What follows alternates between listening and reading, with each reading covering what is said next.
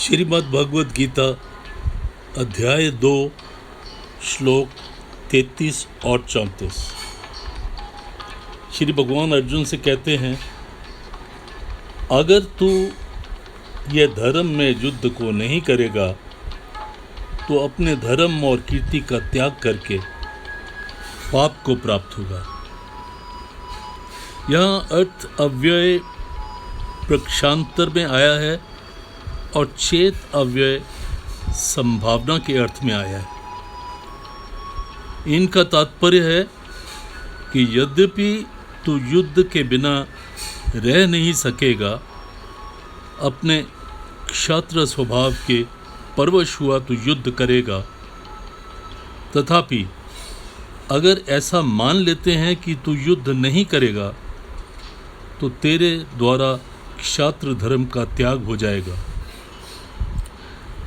क्षात्र धर्म का त्याग होने से तुझे पाप लगेगा और तेरी कीर्ति का विनाश हो जाए। आपसे आप प्राप्त हुए धर्म रूप कर्तव्य का त्याग करके तू क्या करेगा? अपने धर्म का त्याग करने से तुझे परधर्म स्वीकार करना पड़ेगा, जिससे तुझे पाप लगेगा। युद्ध का त्याग करने से दूसरे लोग ऐसा मानेंगे कि अर्जुन जैसा शूरवीर भी मरने से भयभीत हो गया, इससे तेरी कीर्ति का नाश हो जाएगा। सब प्राणी भी तेरी सदा रहने वाली अपकीर्ति का कथन करेंगे। वह अपकीर्ति सम्मानित मनुष्य के लिए मृत्यु से भी बढ़कर दुखदायी होती है।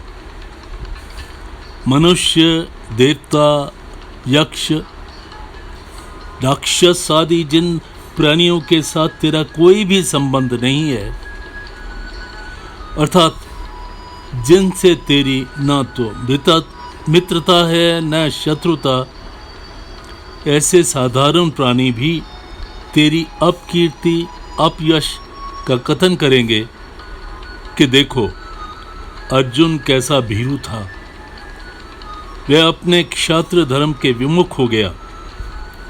वह कितना शूरवीर था, पर युद्ध के मौके पर उसकी कायरता प्रकट हो गई, जिसका कि दूसरों को पता ही नहीं था, आदि आदि।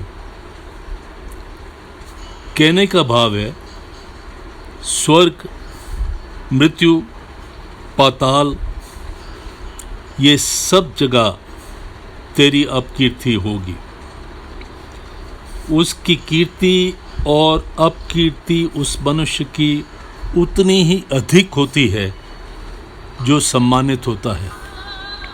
इसलिए तुझे ये सब सोच के निश्चय करके युद्ध करना चाहिए।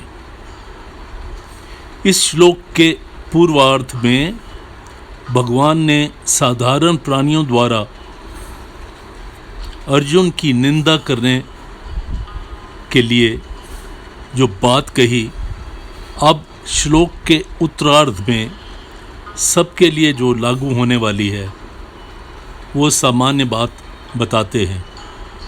संसार की दृष्टि में जो मनुष्य श्रेष्ठ माना जाता है, जिसको लोग बड़ी ऊंची दृष्टि से देखते हैं, ऐसे मनुष्य की जब अपकीर्ति होती है, तब वह अपकीर्ति उसके लिए मरने से भी अधिक भयंकर दुखदायी होती है।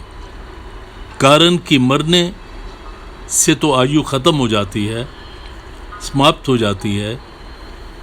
उसने कोई अपराध किया तो इसकी मृत्यु हो गई, परंतु उसने कोई अपराध तो किया ही नहीं, परंतु अपकीर्ति होने में वह खुद धर्म मर्यादा से, कर्तव्य से विमुख हुआ।